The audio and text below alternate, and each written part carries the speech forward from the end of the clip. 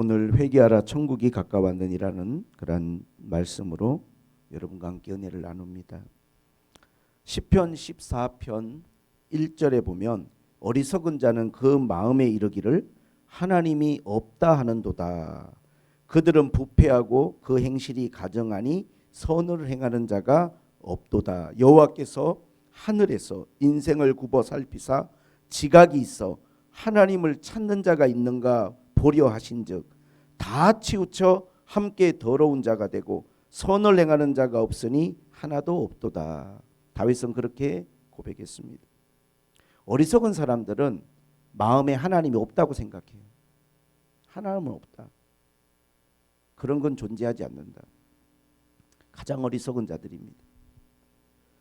17세기 말부터 18세기 들어서면서 세상에는 계몽주의 사상이라는 게 많은 사람들에게 영향을 미쳤어요. 사상적으로. 그런데 그 계몽주의 사상가들의 생각은 뭐냐면 이제 물리학이나 과학이 발전하니까 100년만 지나면 성경의 모든 것들, 이 성경이 말하는 건 다 거짓으로 판명이 될 것이고 이 땅의 교회들은 박물관 같은 곳에나 가야 볼 수 있을 것이다 라고 계몽주의자들은 이야기했어요. 그 중에서도 대표적인 인물이 볼테르라고 하는 계몽주의자입니다. 그는 성경은 거짓이라는 것을 굉장히 강조했어요. 그는 공공연하게 이야기를 했습니다.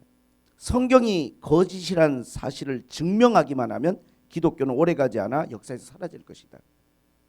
기독교를 전파하고 교회를 세우는데 많은 시간이 소요되었지만 이 교회가 없어지는 것은 불과 50년이면 없어질 것이다. 그는 그렇게 이야기했습니다. 양식 있는 사람이라면 기독교를 경멸의 눈으로 바라봐야 한다. 그런 말도 했습니다. 이 사람은 연설을 잘하는 사람이고 대중연설에 능한 사람인데 수많은 사람들을 모아놓고 이러한 성경이 거짓이고 신은 없다라고 하는 것들을 연설할 때 수많은 사람들의 열광과 우레와 같은 박수를 받았다고 합니다. 그는 기세등등하여 하나님을 조롱하고 욕하면서 만약 하나님께서 살아계시다면 이렇게 욕짓거리하고 있는 나를 이 자리에서 쓰러뜨려라. 그렇게 교만하고 아주 악한 이야기들을 퍼부었습니다. 물론 하나님은 볼테르를 그 자리에서 쓰러뜨리진 않으셨어요. 그러나 그 누구보다도 비참한 인생의 최후를 맞이하게 됩니다. 볼테르를 돌보았던 의사 트로키민 그의 임종에 대해서 이렇게 증언을 합니다. 볼테르는 임종을 맞을 준비가 전혀 안 된 사람처럼 두려움과 공포 속에서 울부짖었습니다. 의사 선생님, 만약 6개월만 생명을 연장시켜 주신다면 나의 전 재산을 주겠습니다. 나는 하나님과 인간에게 버림받았습니다. 오, 나는 지옥으로 떨어지는구나. 나는 태어나지 말았어야 했는데. 볼테르를 간호하던 간호사도 그의 죽음을 지켜보며 아무리 많은 돈을 준다 해서 다시는 그런 끔찍한 죽음을 지켜보고 싶지 않다고 고백했습니다. 역설적으로 볼테르가 조롱한 성경은 그가 살아있는 동안은 물론이고 그가 죽은 후에도 계속 널리 전파되었고 오히려 그가 죽은 지 20년이 지난 다음에 제네바 성경협회라는 협회가 그 볼테르의 집을 사들여서 그곳에서 성경을 보급하는 본부로 삼았다고 합니다. 그의 집을 사서. 어리석은 사람들은 하나님이 없다고 말하고 성경이 거짓이라고 말할 수 있습니다.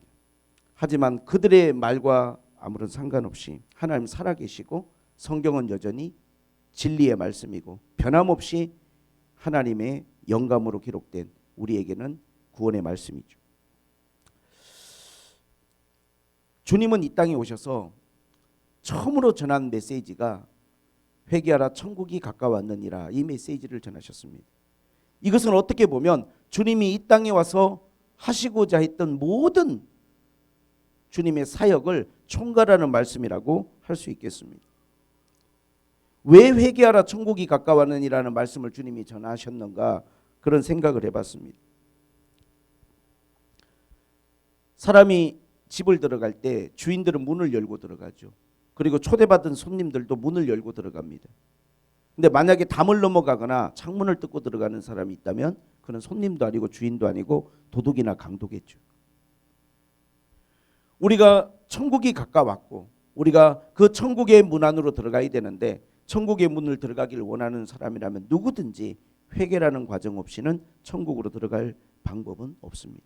회개하지 않고 천국으로 들어갈 수 있는 길은 우리에게는 주어지지 않습니다. 그러므로 우리는 진정으로 우리 자신의 삶 가운데 참된 회개가 우리 가운데 무엇인지를 알고 내가 회개한 사람인지를 항상 하나님 앞에 생각하고 돌아봐야 됩니다. 회개가 무엇입니까? 우리는 회개하라는 주님의 말씀, 이 첫 번째 메시지를 접하면서 왜 주님이 회개하라는 선포를 하셨는가 생각할 때 죄를 생각하게 됩니다. 죄라는 게 뭡니까? 도둑질하고 강도질하고 간음하고 살인하고, 우리는 죄라고 생각하면 그러한 것들을 생각하지만 그건 죄의 본질이 아니고 그건 죄의 열매일 뿐입니다. 죄의 결과죠. 죄의 본질이란 건 뭡니까? 죄의 본질이란 것은 십계명의 첫 번째 계명을 어기는 것이 죄의 본질이에요. 나 외에 다른 신을 너에게 두지 마라. 이 계명을 지키지 못하면 나머지 모든 계명들은 다 우리가 지킬 수가 없어요. 우리가 이 첫 번째 계명을 분명히 하나님 앞에 이해하고 이 계명을 지키면 나머지 계명들은 다 우리가 지킬 수 있습니다. 예를 들어서 제가 하나 쉽게 이야기를 드릴게요. 만약에 우리 아이가 학교를 가야 되는데 아침에 가방을 메고 학교를 갔습니다. 근데 학교를 안 가고 어디로 갔느냐? 가방을 메고 PC방으로 간 거예요. PC방에서 PC하고 편의점 가서 떡볶이 사 먹고 김밥 사 먹고 만화방 가서 만화 보고 노래방 가서 노래 부르고 나중에 들켰습니다. 야, 너 지금 어디 갔다 오는 거야? 예, 아버지 죽을 죄를 졌습니다. PC방 다시는 안 가겠습니다. 노래방 안 갈게요. 만화방 가서 만화 보지 않을게요. 아니. 지금 그 이야기를 듣고 싶은 게 아니라 왜 학교를 안 갔냐는 거예요. 문제는 학교를 안 간 것이 문제인 거지, 학교를 안 갔기 때문에 그 모든 일들이 벌어진 것이지, 학교를 가야 될 시간에 학교를 갔으면 그 일들을 안 했을 거죠. 죄란 건 그런 거예요. 죄란 건 뭐냐면 우리가 하나님으로부터 떠난 거예요. 하나님 외에 다른 신을 섬기는 것 그 자체가 죄인 것이지, 그것으로 인하여 파생된 것들은 너무나 당연한 것들이죠. 만약에 제가 아내가 아닌 다른 어떤 여성에게 내가 밥 사주고 그 여성에게 내가 선물 사주고 그 여성과 함께 여행 가고 했어요. 아내에게 들켰습니다. 아내한테 여보 미안해, 다른 여자한테 밥 사줘서 다른 여자하고 여행 가서 미안해, 다른 여자한테 선물도 사준 것도 정말 미안해. 아니, 그게 문제가 아니죠. 왜 아내가 아닌 다른 여성에게 갔냐는 게 중요한 거지, 가서 뭘 했느냐라고 하는 건 그거는 중요한 게 아니에요. 그건 그 결과일 뿐이에요. 내 아내가 아닌 딴 여성에게 내가 마음을 빼앗겼다는 그 자체가 문제인 거죠. 예수님이 회개하라고 말씀을 전하셨을 때 주님의 회개의 의미는 무엇입니까? 왜 우리가 하나님을 떠났냐는 거예요. 왜 우리가 하나님과 멀어졌냐는 거예요. 왜 우리가 하나님이 아닌 다른 것들을 쫓아가고 있냐라고 주님 우리에게 말씀하신 것입니다. 그래서 회개라는 말의 원어의 뜻은 뭐냐면 돌아오다는 뜻이, 돌이키다는 뜻입니다. 돌이키다. 잘못된 목적에서 잘못된 방향에서 돌아오는 것이 회개인 것입니다. 회개는 하나님께 돌아가는 거예요. 진정한 회개라고 하는 것은 우리가 세상의 가치나 기준을 따라 살아가는 게 아니라 예수님께 돌아가서 그 예수님의 말씀과 주님이 우리에게 주신 그 가치와 기준을 따라 살아가는 게 그게 진정한 회개예요. 그러므로 회개는 어떠한 내 삶에 일어난 사건들을 내가 하나님 앞에 나열하고 그것을 뉘우치는 것이 아니고 총체적 나의 삶의 태도와 방향을 하나님 앞에 돌이키고 내 삶의 태도와 방향을 하나님 앞에 바꾸는 것이 회개의 본질입니다. 그래서 회개는 대단히 어려워요. 대단히 어렵습니다. 왜냐하면 우리는 여전히 세상의 가치와 기준을 따라 살 가능성이 많이 있기 때문에. 어떤 것들을 잘못했다라고 말하지만 그것은 진정한 회개가 아닙니다. 마치 뭐와 같은 거냐면 나와 내가 행한 일들을 분리해서 생각을 한 것 같은 거예요. 내가 행한 어떤 일들이 문제가 아니라 내가 문제라는 거예요. 내가 하나님 앞에 바로 서 있지 못하고 하나님 앞에 돌이키지 못한 것이 문제인 것이지, 내가 행한 어떤 일들을 잘못했다라고 인정하고 시인하는 것은 그것은 부수적인 걸 뿐이에요. 내가 변하지 않고 내가 돌이키지 않으면 그 일들은 언제든지 또다시 반복되고 다른 모습으로 또 일어날 가능성이 높아요. 진짜 회개는 뭐냐? 내가 하나님께로 돌아가는 것입니다. 내 모든 기준이, 내 모든 가치가 하나님의 말씀과 하나님의 뜻으로 돌아가는 것이, 그것이 참된 회개인 것입니다. 이러한 회개는 예수님을 만나지 않고는 일어나지 않습니다. 불가능한 일이죠. 어떤 사람도 예수님을 만나지 않고 예수님 없이는 참된 회개에 이를 수가 없죠. 삭개오는 예수님을 만나고 진정한 자기의 삶의 회개의 자리로 나아갔습니다. 오늘 제가 나는 주를 섬기는 것에 후회가 없습니다라는 찬양을 여러분과 함께 불렀는데, 첫 번째 가사가 나의 평생에 가장 복된 일은 내가 예수님을 만난 것이라는 거예요. 예수님을 만난 것이 왜 가장 복된 것이냐? 주님을 만나야만 내 삶의 방향이 달라질 수 있어요. 세상을 향하는, 욕망을 향하는, 나를 향하는 세상의 기준에서, 가치에서 진정으로 하나님을 바라보게 되고 하나님의 뜻을 쫓는 삶으로의 방향은 예수님을 만나야만 일어날 수 있는 삶의 변화인 것입니다. 왜 예수 믿는 사람들이 예수를 믿으면서도 삶이 변하지 않느냐? 진정한 회개에 이르지 못했기 때문에 그래요. 정말로 내가 하나님 앞에 회개에 이르게 되면은 그때는 그것은 변화로 나타나게 됩니다. 정말 우리가 예수님을 만나지 못하고 진정한 회개에 도달을 못하면 결국 우리는 평생 죄만 짓다가 끝나는 인생이 될 거예요.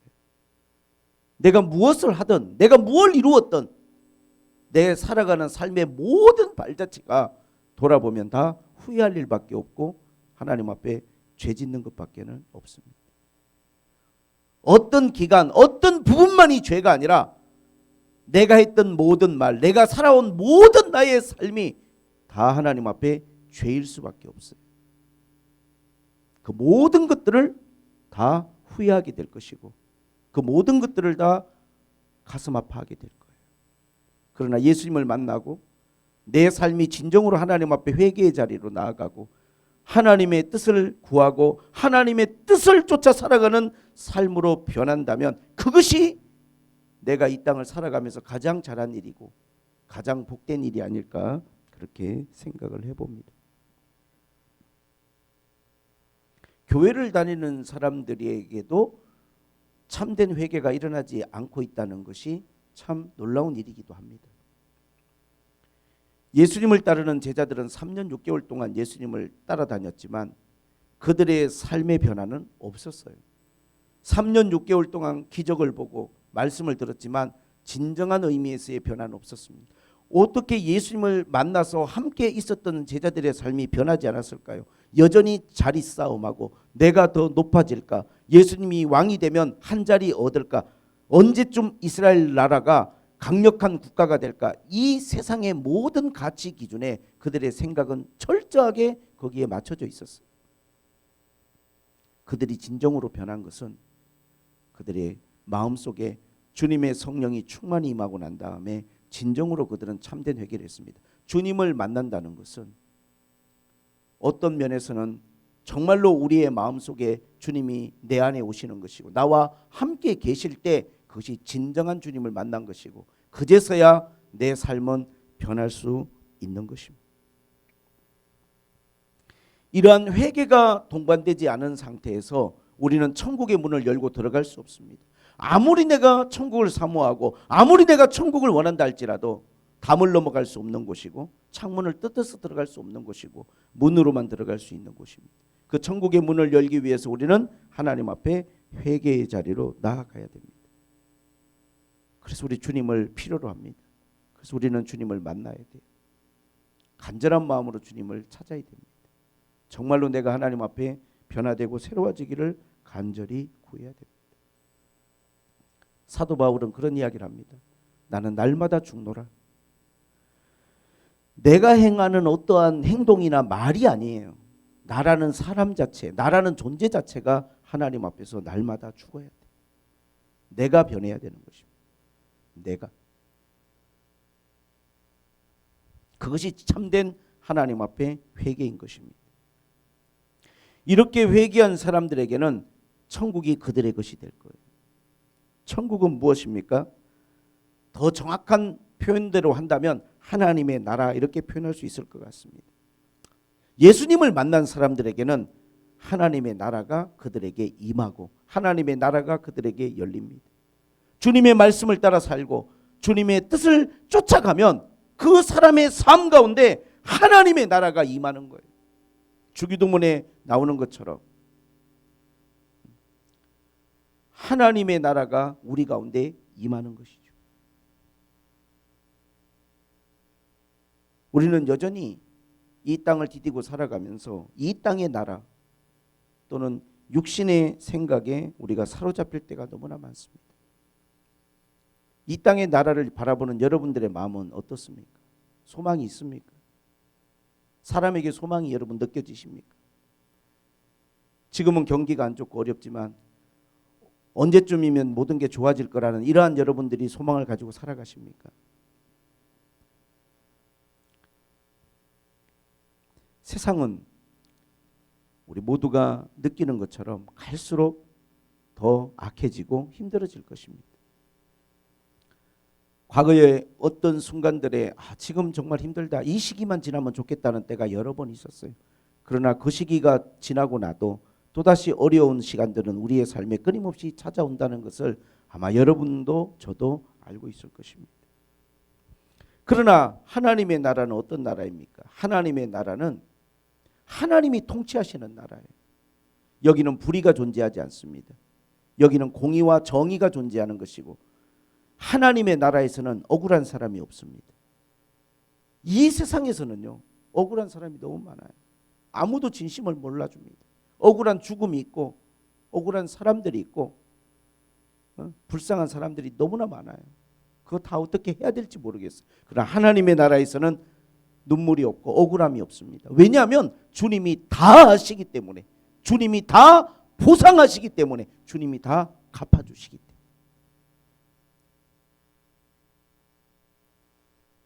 우리가 회개하고 하나님의 뜻을 쫓아 살아갈 때 사람들에게는 그것이 대단해 보이지 않고 작은 것처럼 여겨질지 몰라도 하나님은 그 모든 것들을 하나님의 나라에 다 기록해 두시고 기억해 주시고 우리의 삶을 하나님이 귀하게 영광스럽게 하나님이 바라보신다는 것을 알았으면 좋겠습니다.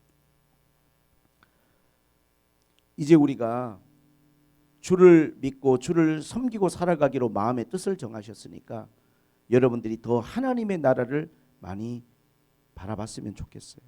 우리가 이 땅 가운데 살아가지만 예수 믿는 사람들은 하나님의 나라를 사모하고 하나님의 나라를 바라봐야 됩니다. 많은 사람들이 정치적인 어떠한 이슈에 함몰돼요. 보수와 진보로 나누어서. 그러나 우리 예수 믿는 사람들은 우리가 이 땅을 살아가지만 끊임없이 우리는 하나님의 나라를 구하고 하나님의 통치를 바라보고 주의 나라가 임하기를 우리는 사모하며 살아가야 됩니다. 할렐루야. 하나님의 백성으로의 삶을 자랑스럽게 여기셔야 되고 하나님의 백성이 된 것을 여러분의 삶에 가장 귀한 선물로 여기실 수 있는 여러분이 되시기를 주님의 이름으로 축복을 드립니다. 우리가 베트남에 가서 정치적인 이야기 하지 않습니다. 이 세상의 어떠한 육신의 삶의 성공과 이 세상에서의 어떠한 뭔가를 우리가 그들과 나누지 않습니다. 우리가 그들과 나누는 것은 천국의 복음이고 하나님 나라에 대한 이야기입니다. 지금 베트남은 심각한 위기 가운데 빠져 있습니다. 온 국민이 지금 술에 쩔어 있어요. 그 나라 문화를 보면 퇴근 후에 대부분의 사람들이 다 술집에 모여서 술잔을 기울이는 것이 하나의 문화로 자리 잡고 있습니다. 어디를 가든지 퇴근 시간이 되면 미어터집니다. 지금 베트남에서 가장 이혼의 큰 이유가 전부 다 알코올 중독이에요. 알코올 중독. 그리고 술은 도박으로 이어집니다. 도박 문화가 너무나 성행해요. 얼마든지 그거 잡을 수 있거든요. 왜 잡지 않느냐? 국민들이 정치에 관심을 돌리고 정부에 관심을 갖는 것을 극도로 싫어해요. 그냥 일을 열심히 하고 퇴근하면 술 한잔 하면서 회포 풀고 그냥 적당히 그냥 도박도 하고 이렇게 즐기며 살아라. 딴 데 관심 갖지 마라. 그런 거 있어요. 지금. 심지어 지금 베트남의 심각한 문제가 개인에게 너무 깊이 마약이 들어와 있습니다. 왜 이런 상황들이 벌어지느냐? 이런 자본주의 시스템들을 다 받아들여 버리니까 이 모든 것들이 함께 밀려 돌아버리는 거예요. 인간의 눈으로 바라보면 소망이 없어 보입니다. 오직 땅의 끝만 바라보고 세상의 끝들만 추구하며 살아가는 사람들만 보여요. 그러나 놀라운 것은 뭐냐면 이러한 상황 속에서도 하나님의 나라를 꿈꾸는 사람들이 있다는 게 놀랍습니다.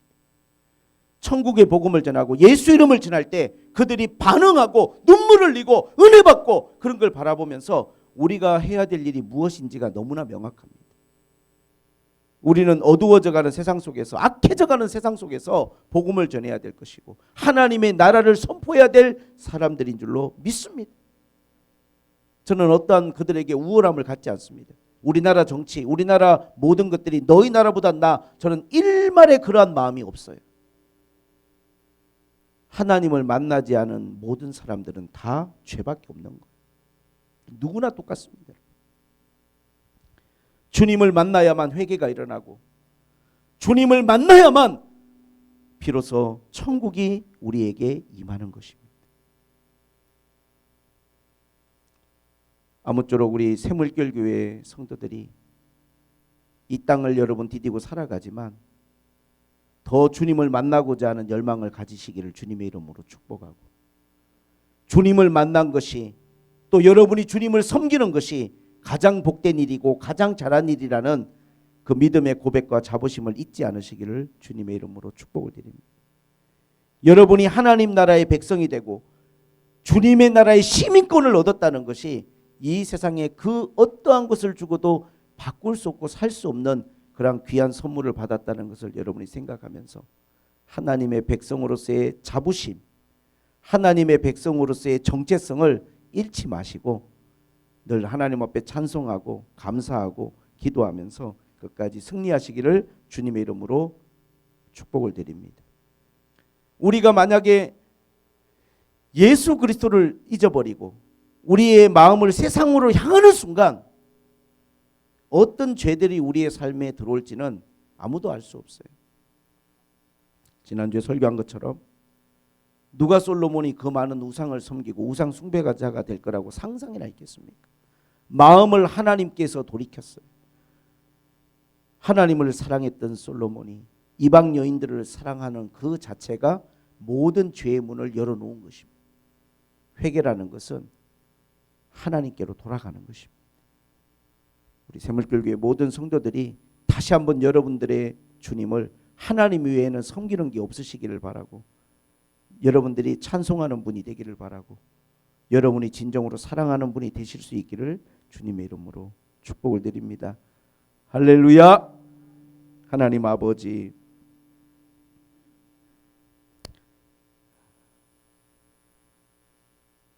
수많은 사람들이 주님이 없다고 말하고 성경은 거짓이라고 이야기하지만 가장 어리석은 자들이 하는 소리인 줄로 믿습니다. 하나님의 말씀은 여전히 살아있고 사람들의 마음을 감동시키고 사람들을 변화시키고 죄악에서 구원할 수 있는 유일한, 인간을 회개케 할 수 있는 유일한 은혜가 하나님의 말씀이고 또 주님이신 줄로 믿습니다. 믿음에서 멀어지지 않게 하시고 하나님과 멀어지지 않도록 우리 성도들을 지켜주시기를 원합니다. 세상의 파도에, 세상의 하나님 모든 이 기류에 휩쓸려 흘러내려가는 저희들이 되지 않고 하나님의 말씀을 붙들고 주의 은혜를 붙들고 살아가는 저희들이 되게 하여 주옵소서. 예수님의 이름으로 기도하옵나이다. 아멘.